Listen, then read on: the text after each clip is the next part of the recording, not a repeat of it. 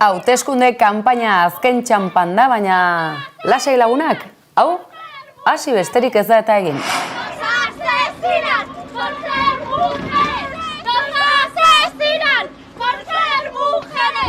Urte luzez euren burua nolabait makilatu arren, izan ere, eskuindarra dena, eskuindarra da, baten bat orain jabetu omen da. No me gusta no haber visto antes que el Partido Popular sigue fiel a los ideales de Santiago Abascal. Rafaela Romero Alderdi Sozialistako buruzagiak berak ere aitortu du, akaso gehiegi homologatu dela eskuin frankista? Baina izue, gezurraren gezur, Gernika bombardatu zutela ere, ukatu bazuten, nola ez dute orain ukatuko, edo zer gauza. Historiak baina bakoitza bere tokian jartzen omen du, eta memoria demokratikoak bere balioa du. Mende bat bete da, Doroteo Arango Arambula edota Pantxo Bila traizioz erail zutela, baina arrastoa ez da ez inondik inora desegin.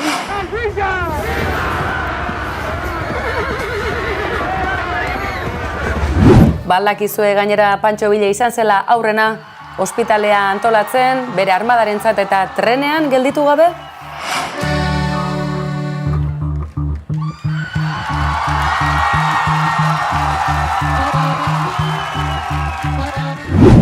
Bitxikeria historikoak aparte, mendeurren hau aitzakia gisa baliatuta, izue, musikak historian barrena bidaiatzeko azenolako aukerak ematen dizkigun, ezta? Giza eskubideak kinka larrian dauden zein klima larrialdian bizi garen garaiotan, aizue, historiako kapituluak behar bezala ikasteak zer nolako garrantzia duen. Somos más americanos, somos más americanos, el hijo me anglosajón.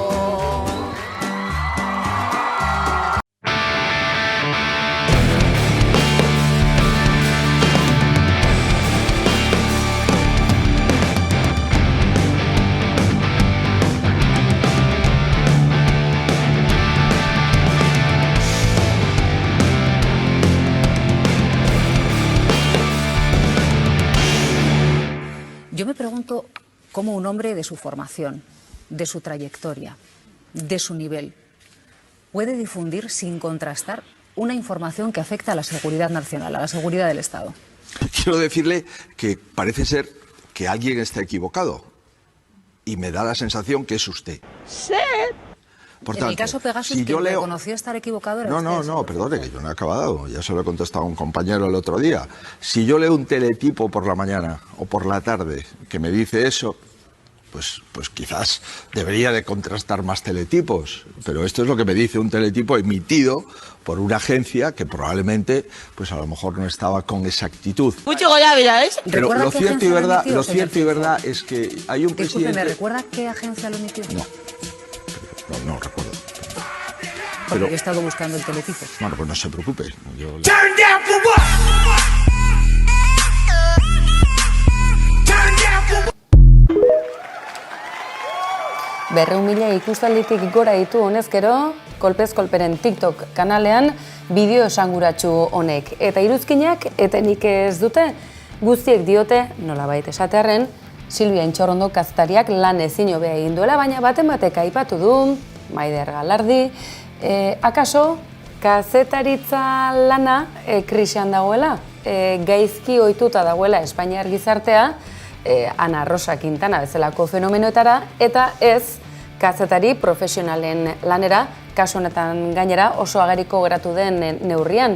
Ustelkeriaz jokatzen ari den politikariari azalpenak eskatu, frogak edota egiazko zerbait eskatzen ari den momentuan, zenolako harrokeria bueltan?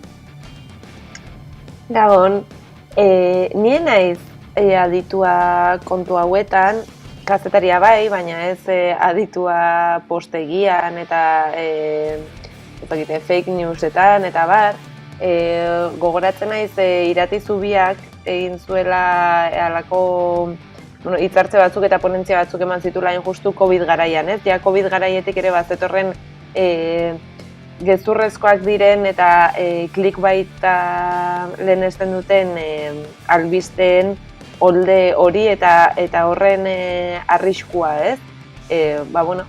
Zabaltzen zialako notiziak bolo-bolo benetan kontrastatu gabe iaztean edo ez. Eta horren kontrara, hasizian sortzen gertakarien egiazkotasuna berresten duten hainbat fake newsak detektatzen dituzten hainbat sare sozial, hainbat programak ere badituzte beraien egiazkotze kontuak, zenbait edabidek ere badituzte ez, gezurrezko albisteak gezurtatzen dituzten webguneak.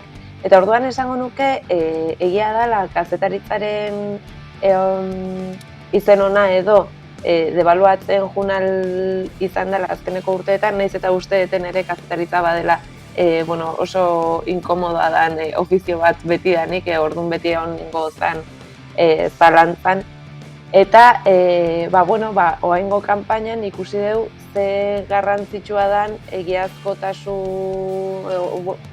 gizakiok ze beharrezkoa dugun egiazkotasun hori eta aldi berean zein gutxi kostatzen den gezurrak esatea prime timean, ez? Orduan, Televisión Espainolako kazetariak modu horretan zorrotz jokatzea, esate baterako Ana Pastorren programak objekibok badauka ere horrelako egiazkotze sail bat, aldiz Antena 3eko debatean Feijóo eta Pedro Sánchez elkartu zirenean edo parez pare topatu zirenean ez zuen lan hori egin, ezta?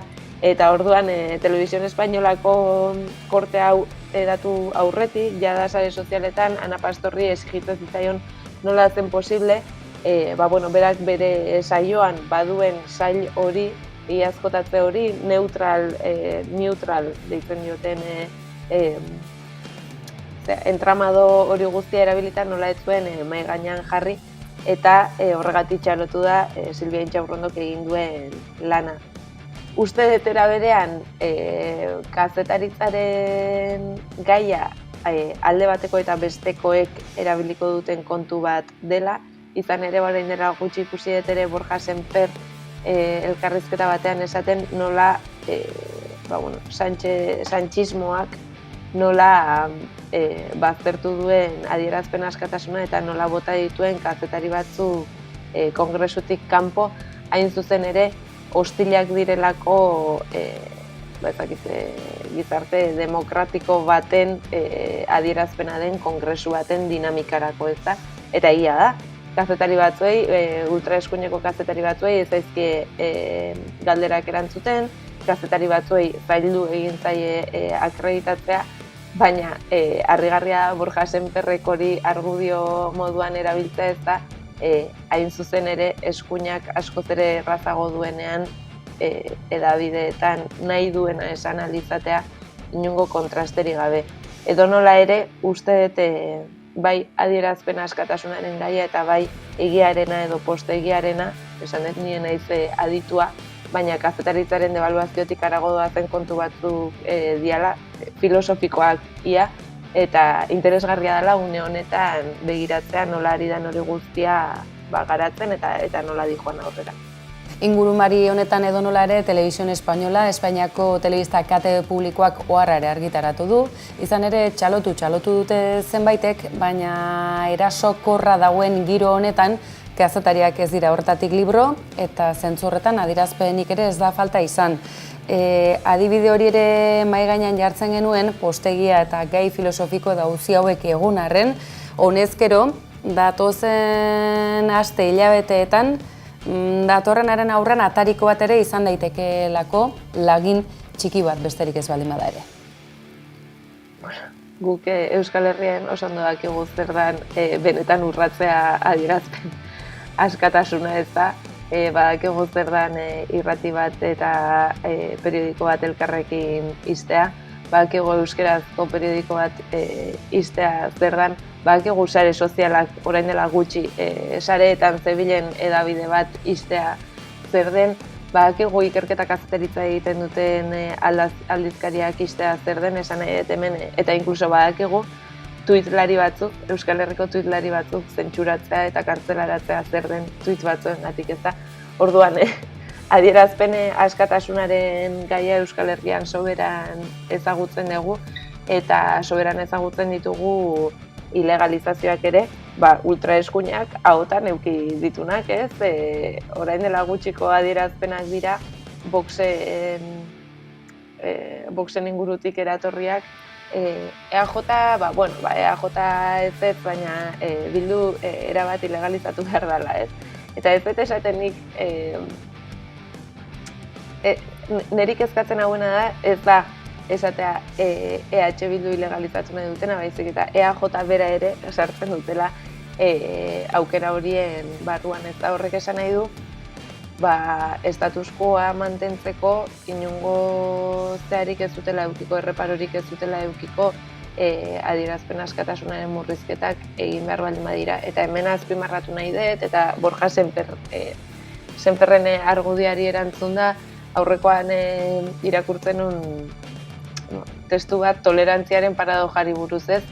Ezin zea tolerantea izan intolerantea denarekin preseski, eta uste kasu honetan adierazpen askatasunaren eztabaida horrela itxi genezakeela, ez? Ezin zea adierazpen askatasunaren alde egon oinarrizko giza eskubide batzuk urratzen dituenaren kontra. Edo nola ere, irrati telebista kate publiko Espainiarreko kazetari bezen baitzuk, akaso sendituko dute eskuinaren jomugan badaudela, besteak beste halako adibideak berriz ere ekarri. Entzun dezagun, Silvia Intxaurrondok, hain zuzen ere, duela urte batzutako Madrilgo atentatuen ondorenean izandako Berroetaren gertakari lazgarriak esate baterako nola eraman zituen pantailara. Mari Carmen Mañas es su viuda. Señora Mañas, ¿qué sucedió ese 13 de marzo, 2 días después de los atentados del 11M? 11Mko adibidea da hori, beraz pentsatzen dugu halako jarrera erasokorra izateak izan ditzakeela aurrekari zenbaitzu Alderdi Popularrari dagokionean, baina egunotan bereziki erasokor ikusi duguna eta oso ageriko gainera Kuka Gamarra bera ikusi dugu. Esta afirmación de que yo blanqueo ETA es lo más indigno que me han dicho en directo o en diferido. Entonces yo le doy la oportunidad de que reflexione. Sí. Y si quiere, al acabar este programa, usted retira esas palabras y nos olvidamos. Mire. Usted mantiene que yo blanqueo a ETA, ¿es así de claro? Mire, a lo mejor me he excedido en esa afirmación, porque lo que yo quería decir, y se lo digo con toda tranquilidad, es que cuando usted hacía esa reflexión en la que quería comparar lo que está haciendo Pedro Sánchez pactando con Bildu, pues con otros gobiernos del Partido Popular, quiere usted igualar esa acción y esa relación entre Bildu y el gobierno y la relación que tuvo el Partido Popular con otros partidos pues, de los que hoy ha surgido Bildu. Evidentemente, creo que el blanquear a Bildu, que creo que también hay una diferencia, pues no es, creo que es algo que se está produciendo y que hace olvidar lo que hemos vivido y quiénes... Kuka Gamarrari berari Silvia Intxaurrondok proiektu izarrak gutxienez 3 zerrendatzeko eskatzen zizkien baita ere Alderdi Popularreko ordezkariei, baina erantzunik ez dute jaso izan, ez zuzeneko elkarrizketetan, ez bestela ere. Baina Marotoren adibidea ere ez dugu atzean utzi nahi zen, bada, hau ere nahiko ezaguna izan zen. Que cuando llega una campaña electoral Sánchez siempre desentierra a alguien. Para él es también una manera de desviar la atención. La fecha no la eligió el gobierno, señor Maroto, la fecha la eligió la familia precisamente de Primo de Rivera, porque justo ayer se cumplían 120 años del nacimiento del fundador de la Falange y es por eso por lo que, según los familiares, piden al gobierno que sea en concreto en esa fecha cuando saquen los restos de Primo de Rivera de Cuelgamuros. Ya, ¿y cuál es la pregunta? No, como usted decía que el gobierno había elegido esta fecha por una cuestión electoral, simplemente que ha sido la familia la que ha dicho que lo ha hecho coincidiendo con los 120 años del nacimiento del fundador de la Falange. Kanpaina honetan ez gara espertuko, Maider, eta uzten badidazu, azken orduotan bolo-bolo badabilen beste korte bat ere berreskuratuko dugu, izan ere Euskal Herrian bakarrik ez, Katalunian ere hauteskunde kanpaina hau pil-pilan dago, eta Rufián jauna bereziki bihurri antzeman dugu bart gauean.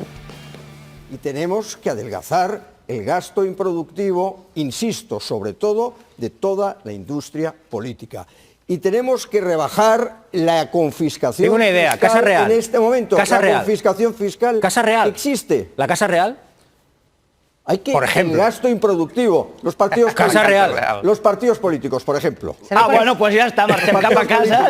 Casa Real, que no la vota el ningú. gasto de los partidos políticos. Se me acaba de acudir. Por ejemplo, mire, pero yo estoy hablando- Ikusitakoak ikusita, kanpainaren balorazio bat egitera gonbidatuko zaitut, Maider, badakite postegiaren garai zibilizazio krisi baten bagaudela ere, entzun izan diogu bat baina gehiagori, tira, ur handiegitan sartu gabe, eta pixka bat azken orduotako kontutxo hauek entzuta, Rafi Romerori gaur irakurri diogu prentsan esate baterako, nolabaiteko damua bazuela, ez jabetzearen lehenago, denbora gehiagoz, Alderdi Popularra hain eskuinean dagoenik.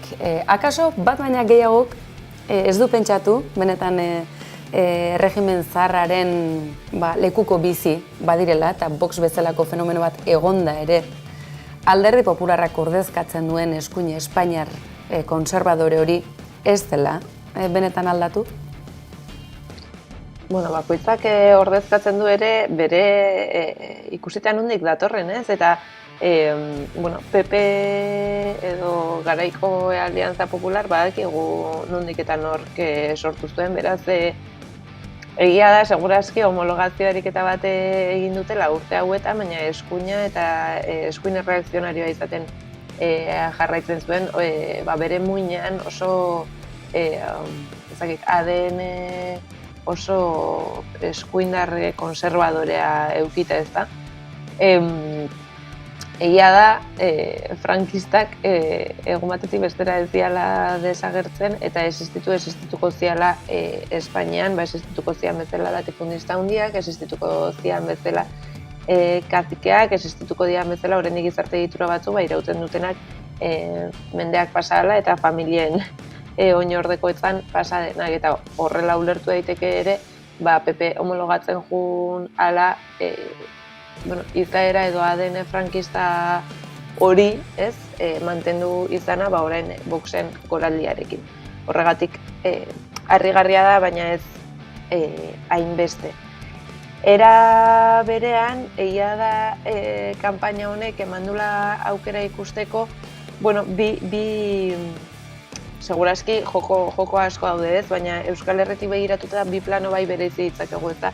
Hemen jokatzen ari den gerra segurazki ere datorren maiatzeko legebiltzarreko hauteskundei begira, eta ikusita maiatzeko udal eta foru hauteskundetan zer gertatu den, eta beste bat Espainiari begira zentzu horretan, ez dakit EAJ inoiz baino abertzaleago sentitu dut kanpaina honetan, nahiz eta egia den Madrilera beti jo duela Euskadirentzako honena denaren impresioarekin.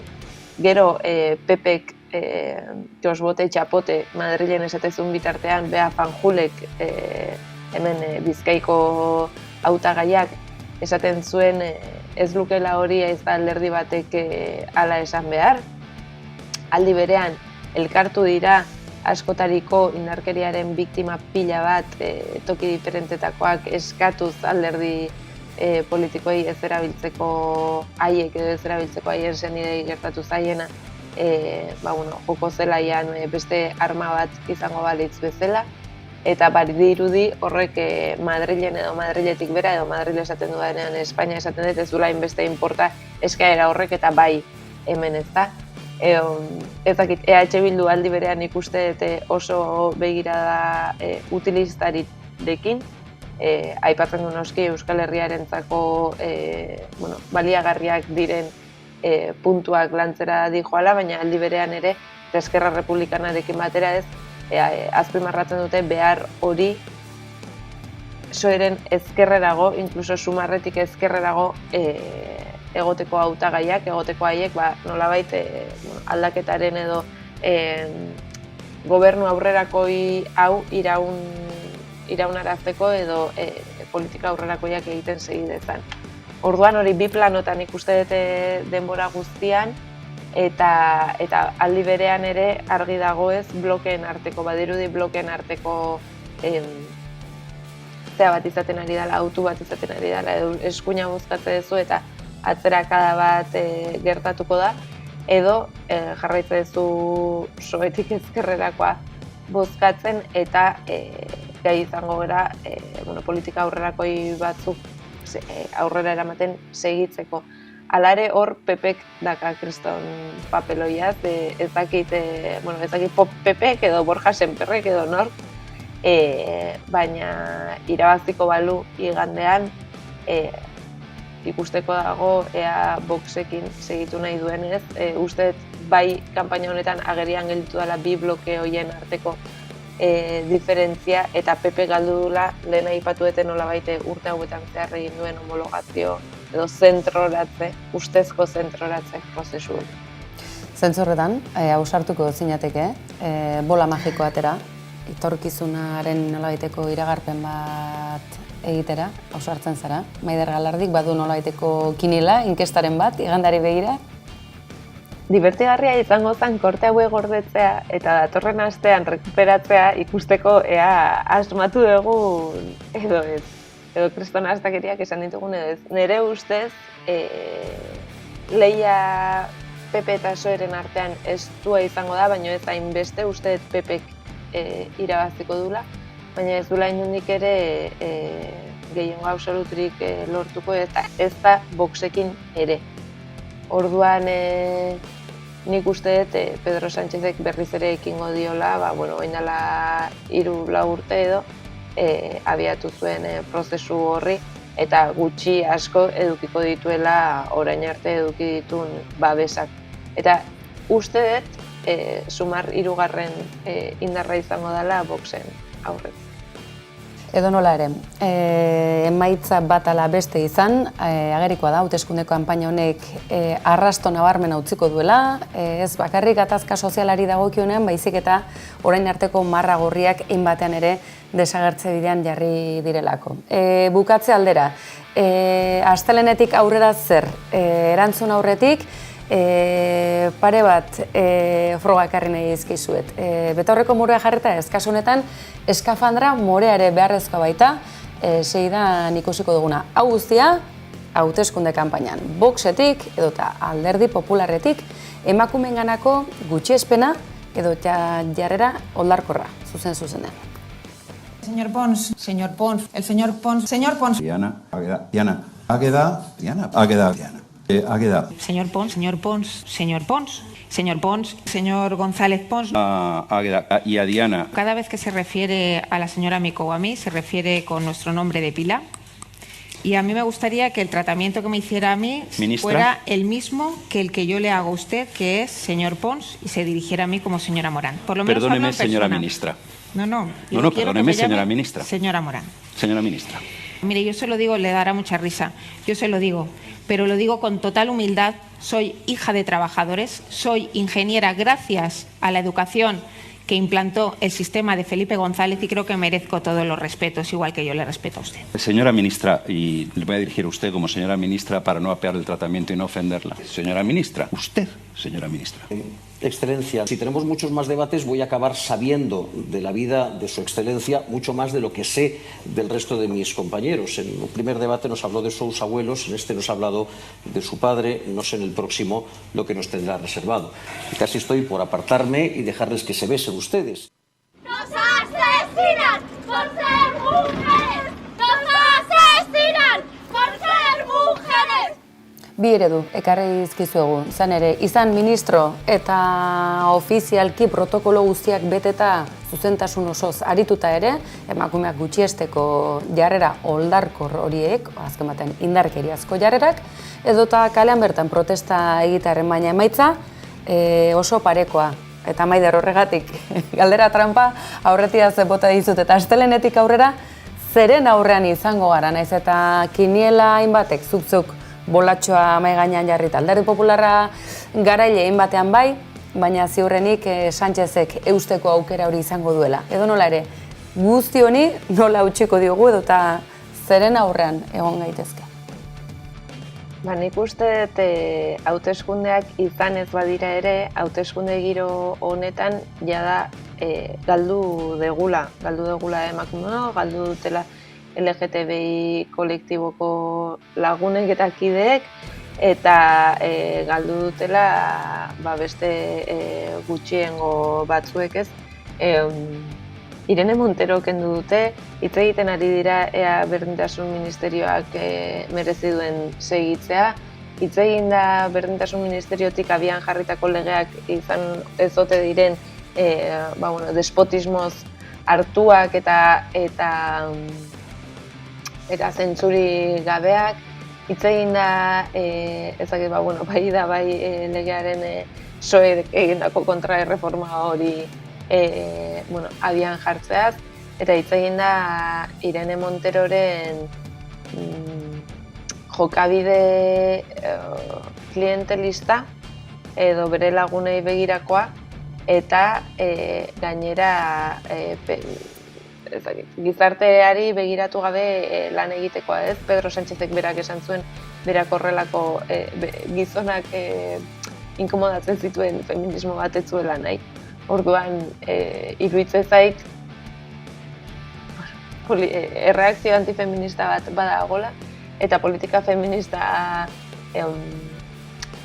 ausartek beti daukatela kontra bat, eta gertatu da.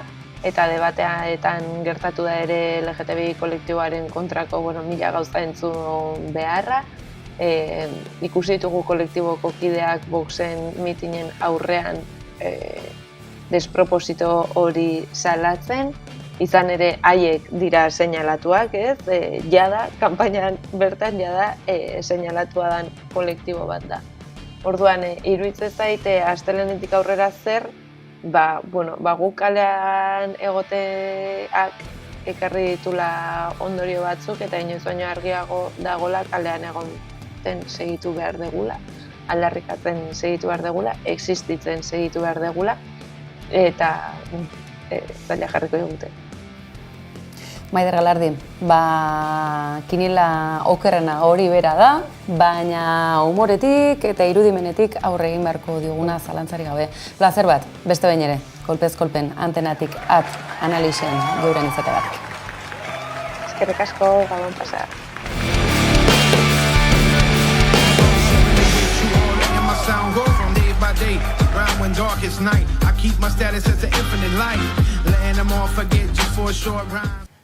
Ziur bat baina gehiagok ez duzuela ezagutuko, Lapurdin Biarritzko skate parkean azken hamarkada pasatxoan ospatzen den festival honen berri. Festi lasai du izena eta talde eta jende ugari igaro da urte guztiotan bertatik. Aizue, gaur nahiko amerikano etorri gara. Amerikanuak izan garela ez ahaztu euskaldunak eta Mexikotik akaso, aski ezaguna izango zaio, pantaiaz bestaldeko zaharren bat edo besteri, neri kasu, segidan entzungo duzuen deinua, 3 delinquents izango delako besteak beste, abuztuan, Biarritzen.